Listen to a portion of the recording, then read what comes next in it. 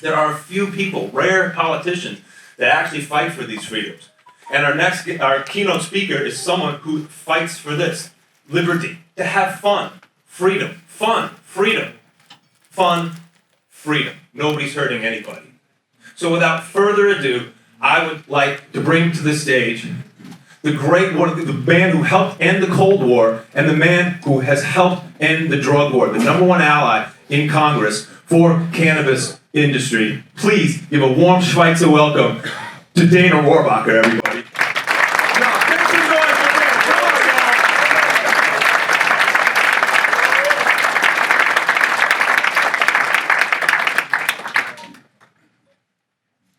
I would really love to have introductions like that forever. Can I take you with me? Well, thank you very much for letting me be with you this morning, and this is quite inspiring, because when I started discussing the cannabis issue, we would never be in residence like this. We would be, off in the woods someplace doing the paperwork that was necessary for such a discussion. But this cannabis now has reached a new stage, and that's what we need to talk about and understand, that it is not the cannabis industry that was around when I was a teenager. And so we'll talk a little bit about that. Most of you know that I was in Congress for 30 years. I was in the Reagan White House for 7 years. I was President Reagan's senior speechwriter and a special assistant to the president. And then I ran for Congress, and for 30 years I've been in the House. And after all of that time in public service, people ask, well, what's it like and what do you feel now that it's all over?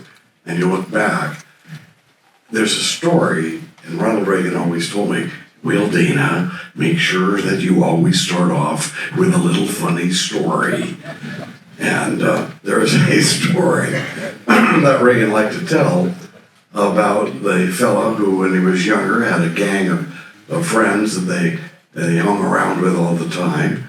And as they got older, most of them didn't succeed as much as one of them did. One of them just made millions and millions of dollars.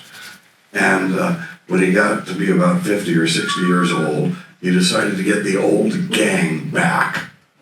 And he invited the old gang to his mansion, and they were in the backyard, and he said, I want to show you fellas something you've probably never seen. This is a swimming pool. And he pushed a button, and all of a sudden, the lawn started to part, and there was a swimming pool right underneath the turf. Beautiful swimming pool, except it was filled with crocodiles, alligators, sharks, piranhas. This was, a horror story.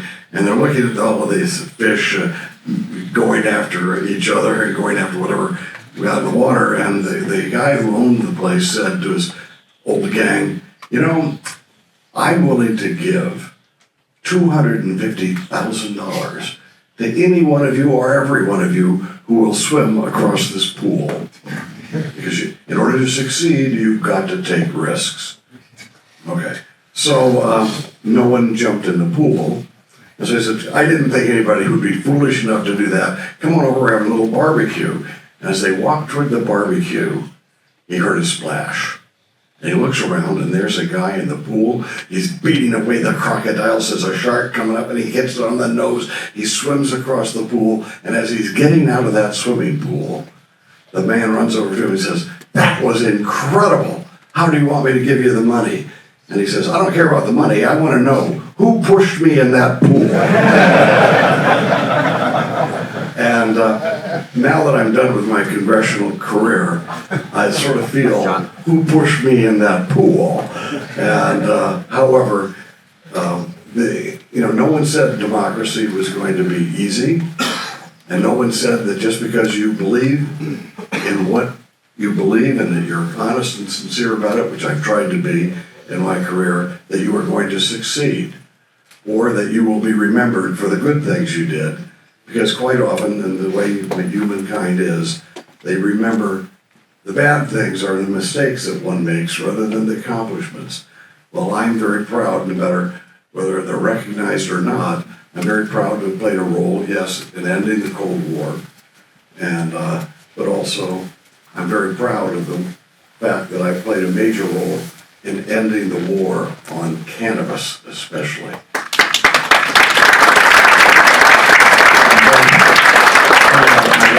Just for you folks today, I wore a special shirt. You may not have noticed last night, some of you may have noticed.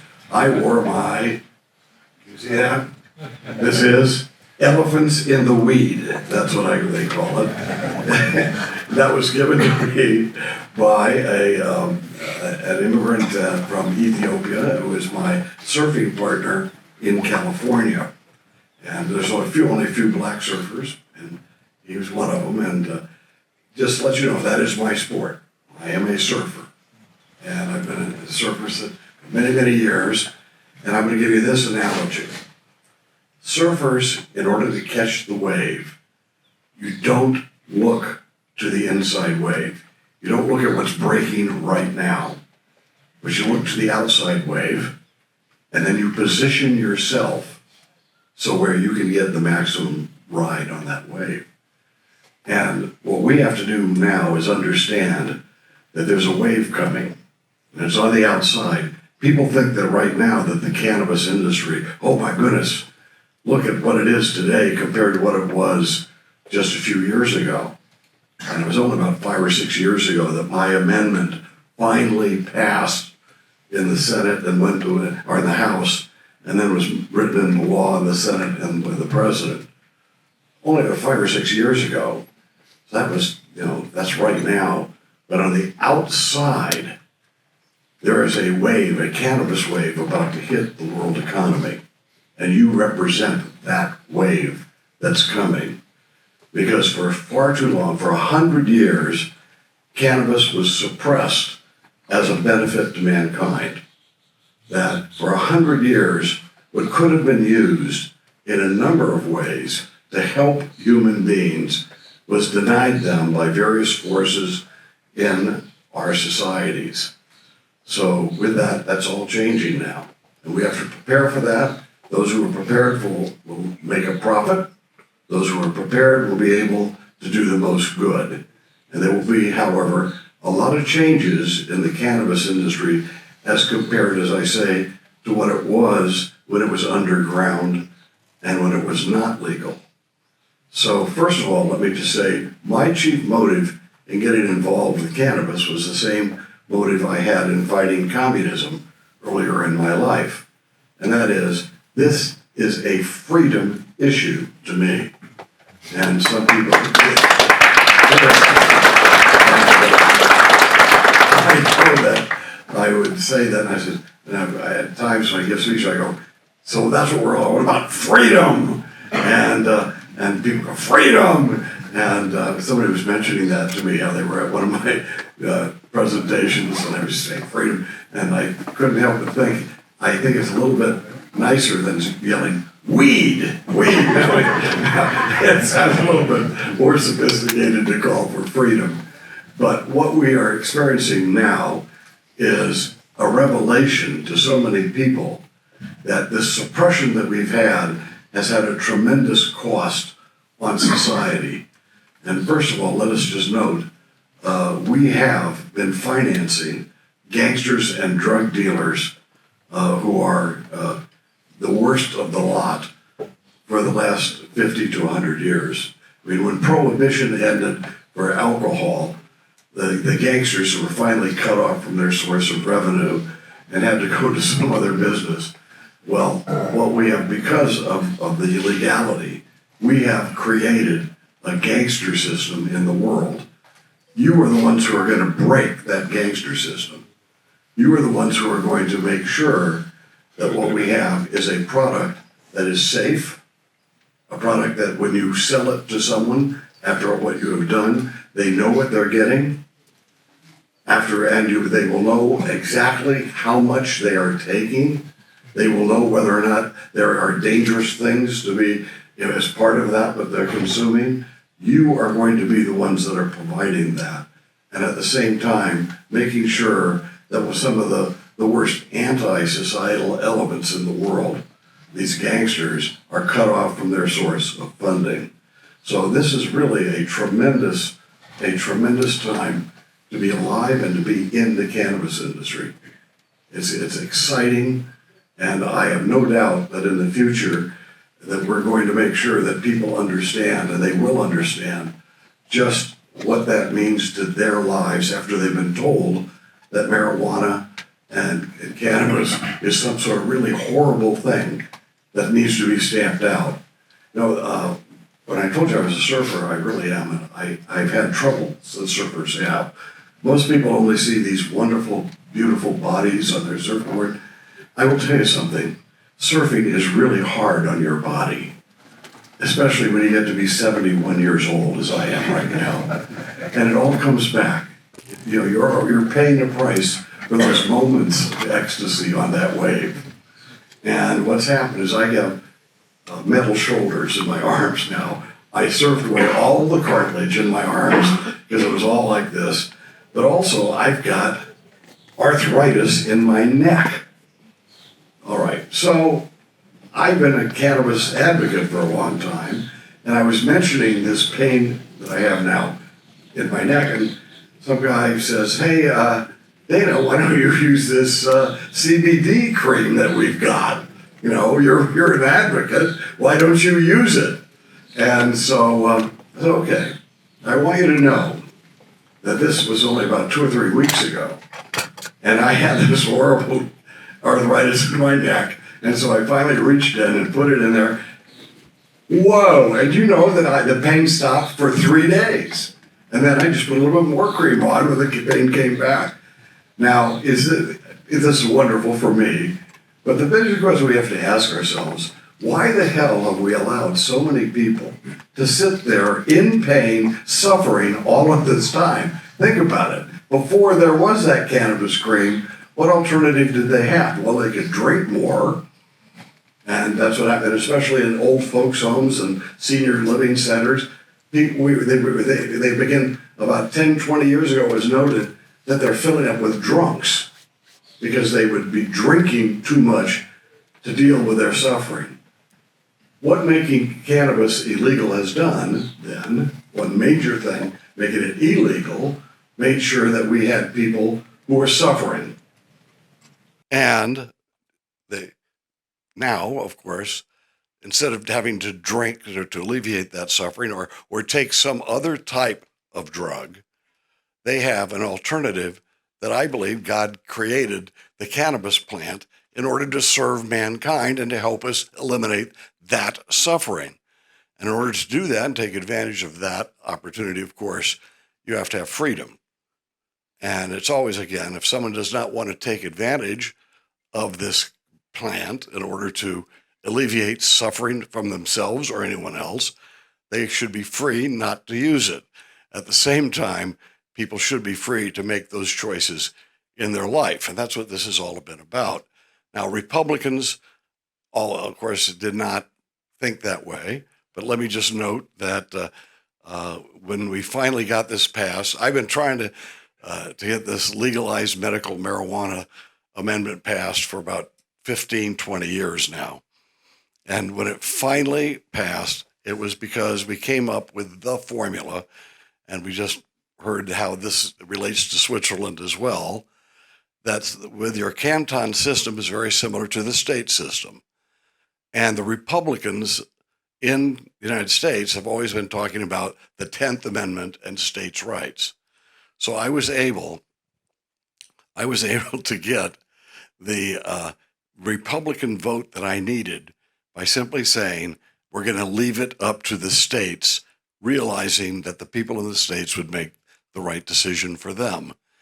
And once that passed, there's, as I say, that's what you see now beginning to break. But if you look right past what's going on, what's going out there in the long run, we now have a seismic change in the nature of Western civilization.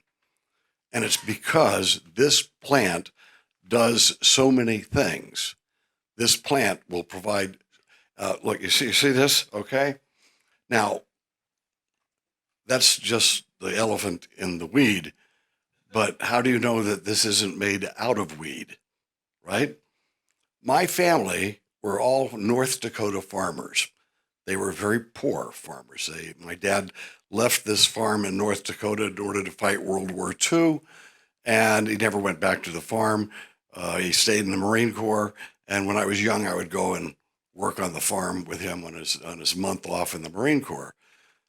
Well, farming life is really a hard life, and they're always looking for a crop that they can use and sell. It has been illegal in the United States to grow cannabis, to grow this plant that has so much positive to offer, and it has been illegal.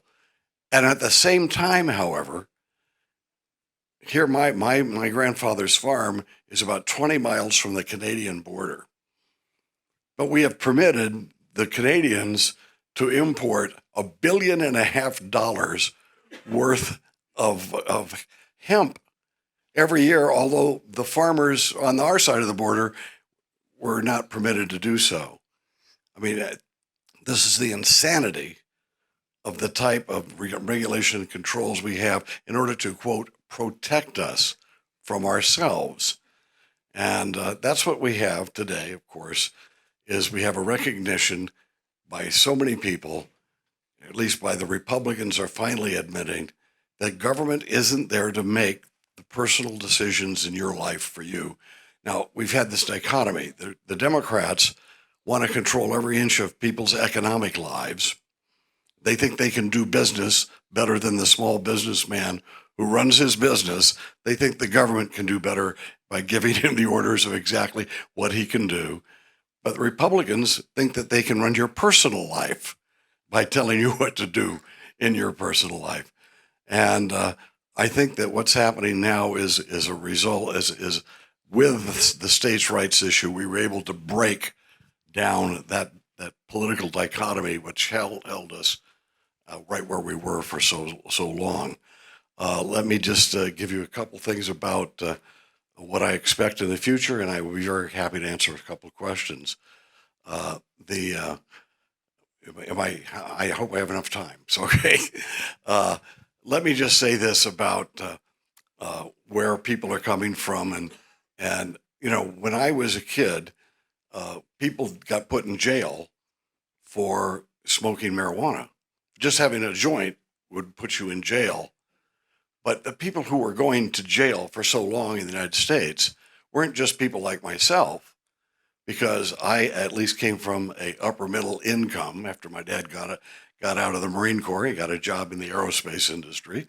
And so we lived an upper middle income life. Well, the kids who smoked marijuana back in my day, if they got arrested, they would go to jail, and within a very short period of time, their lawyer would emerge, and then what would happen?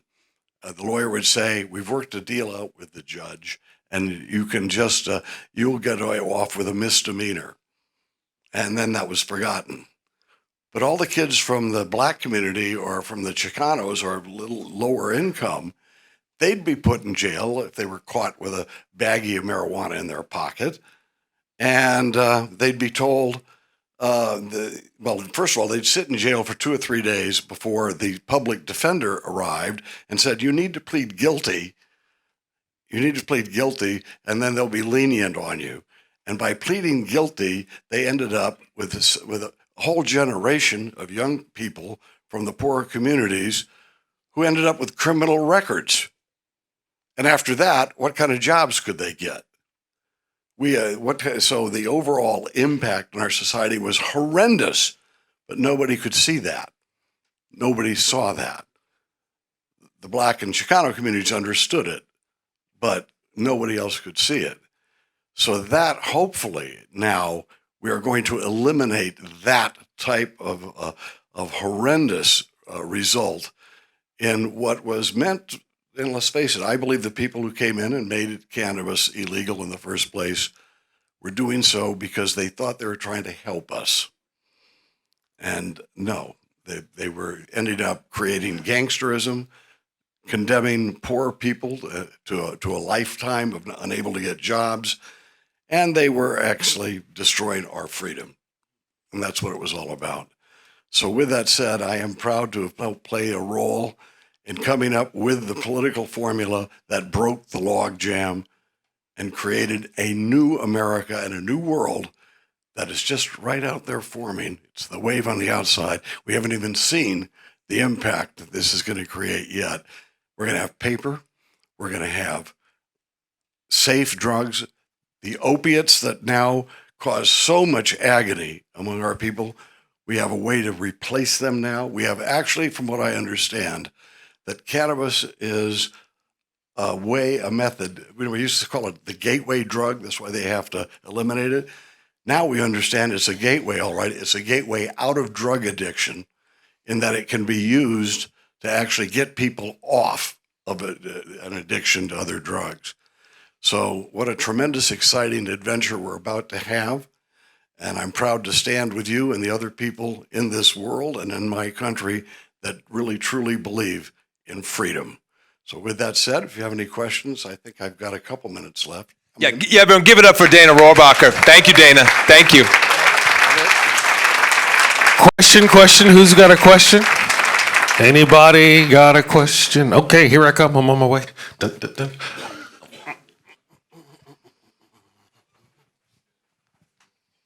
Thank you. Congressman, when do you see federal legalization in the U.S.? Well, it's step by step. We've already legalized it to the degree that for medical purposes in the states. That was the first step. And now we have the hemp bill, which is an actual first step towards an actual federal legalization. I think that, and this is going to sound optimistic, but I don't think it is optimistic. I think the way the politics is shaping up in the United States today, that in this someplace early next year, because our Congresses, we have 2 years, so the second year of this Congress, before the elections start taking place, you will find a consensus. Right now, there's all kinds of ideas out there. People are putting they're putting bills in the hopper that go for this and different elements of the challenge we face. And I think that what you'll have is probably about January or February, you'll see that they'll start organizing it. So all of these ideas will start being put into one bill. And there will be a cannabis bill. And that's when you will have a negotiation by something that a lot of people have missed the significance of. I'm gone. Okay, I'm no longer there to play the referee and to try to get some movement forward. But I may be gone, but there's another Republican there who has incredible influence on this. His name is Donald Trump. And Donald Trump, I've had a couple conversations with him. And during the last election, he made his position very clear, and that he believed that medical use of cannabis should be legal around the whole country, and that personal recreational adult use should be left up to the states. And he repeated that in public 3 times during that election. Now, a lot of people mistakenly think that because Trump has such a wonderful personality and it gets in the way. He's so wonderful, he gets in the way. No, President Trump has an abrasive personality. And they mistakenly, because they don't like that. Now, remember, I worked for Reagan. And Reagan, everything had to be proper. It was a sense of propriety. And by the way, I'll do one thing about that, and I'll describe this first. You got to understand why that is. Reagan came from a very poor family. Ronald Reagan, literally, they were the poorest of the poor in the United States. And Reagan, in order to have a self-esteem, he had to make sure he acted in a proper way. And he dressed in a proper way. And he talked in a proper way. And he told funny stories, and it was likable in a proper way. Don Trump didn't have to do any of those things. He came from a very wealthy family, so he has a natural tendency to say, well, I'll try not to use a swear word here. Well, screw that or whatever. And so people look at that as being, abrasive, and it is. But don't pay attention. And everybody who hates Don Trump is usually, you say, why do you hate Don Trump? It's always because of his personality. Well, the policies that he is talking about, I happen to agree with those policies, most of them. But the policy that I like the most is the fact that he is going to be the leader and the lead sled dog on the cannabis issue. Mark my words, you will have this coalition formed. It's going to surprise everybody. And, I tried to be the lead sled dog on this issue. And you know what they say? It was Norman Thompson was the lead sled dog has the best view, but the lead sled dog is the one who gets bitten on the ass. And just because your ass is bleeding doesn't mean you're the lead sled dog. But I'm no longer the lead sled dog, but Trump is going to be. And so, Mark, that's what's going to happen. And I think that there will be a new bill, and it will pass, and it will go about half the way to what we need, but it will be a giant step forward. And that's where I think we're at. All right. Do we have one more question? Oh, right there. Here we go.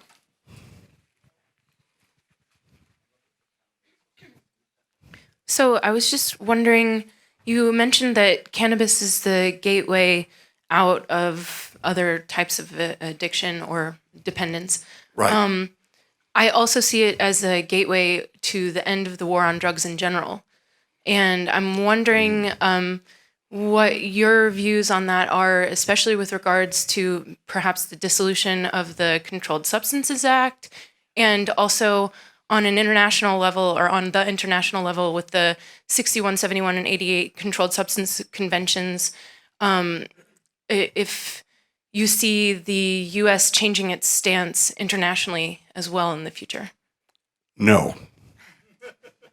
I agree with everything you said. I am someone with a libertarian background, and I just don't want the government should butt out of our lives.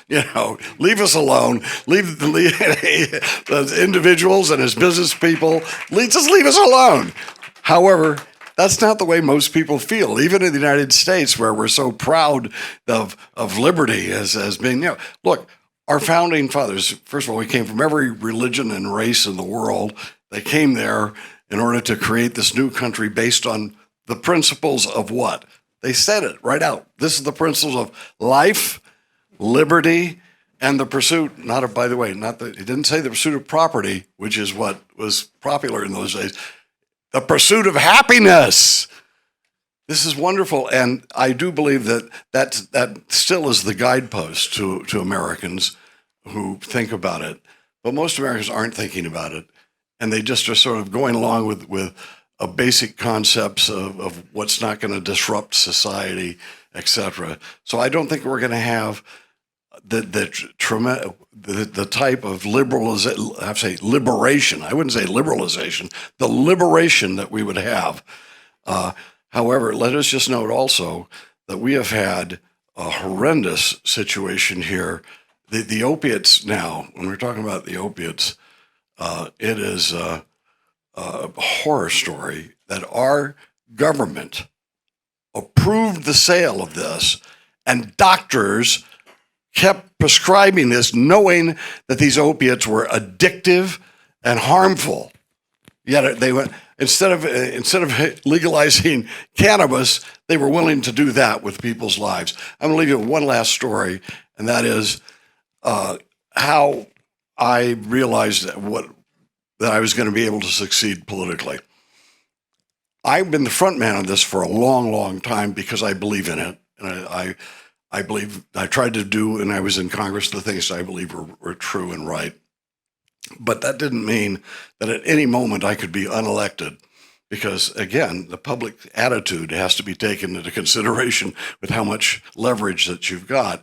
So I didn't know whether or not I was going to end up booted out of the Congress probably 5-6 years ago because I was about to succeed in a major step forward in liberalizing cannabis restrictions.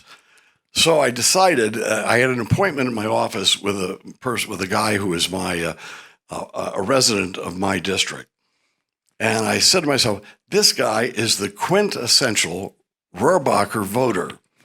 Now I'm going to ask him and find out what he thinks about the fact that his congressman is leading the fight to legalize cannabis and legalize medical marijuana. And so he came in and he sat down and we were talking, and I said, gee, I want to know, actually, I'm going to be succeeding in this effort that I've been working on for a long time about medical marijuana, because we're going to leave it up to the states. And I've got the vote figured out, and I'm going to win this vote. And what do you think about the fact that your congressman is leading the fight to legalize medical marijuana? And he said, well, Dana, you really don't know me, do you? I said, well, I know that you were in the Navy and that you were a pilot in the Navy and that you are an officer and that you now work for a major aerospace firm. I know that. And I know you're a Republican. And he says, yeah, but you don't really know me. You don't know that I have 3 sons. And you don't know that the day after 9/11, my 3 sons joined up. They all marched off and signed up. And then what you also don't know is that a few years later, 2 of my sons came home. But one of them that came home, the 3rd son, was no longer my son. He was having convulsions every day on the floor, and I could do nothing to save my son. He says, and now I don't know how many of you have children, but I have a son. That would break my heart if that was happening to me. And he said, I couldn't do anything, and I struggled.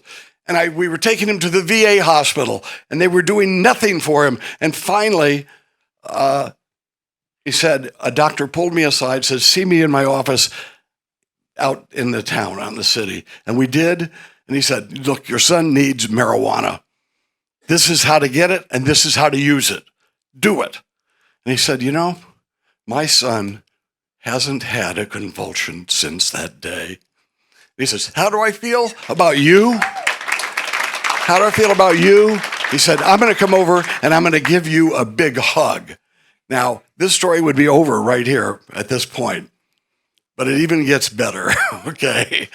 Because that, of course, it touched my heart, and I've repeated that story, and that man has become someone who I've kept in touch with. And I got this call about 6 months ago. And he said, well, we got something else to thank you about. And I said, well, what is it? He says, well, my son, the one that was having the trouble and still faces a real struggle, he went to the VA hospital, and when he was there, he felt something coming on. So he went down to his car, I guess to smoke a joint or something. And he goes, and he says, and the damn parking lot attendant arrested him. And I go, what? And he says, yeah, they arrested him. And today he was brought to court. And that's why I'm calling you. I said, well, why are you calling me? He says, well, because when it went into the court, the judge looked at everybody around. He says, we're looking at this case. And this case is this young man was possession and utilizing marijuana.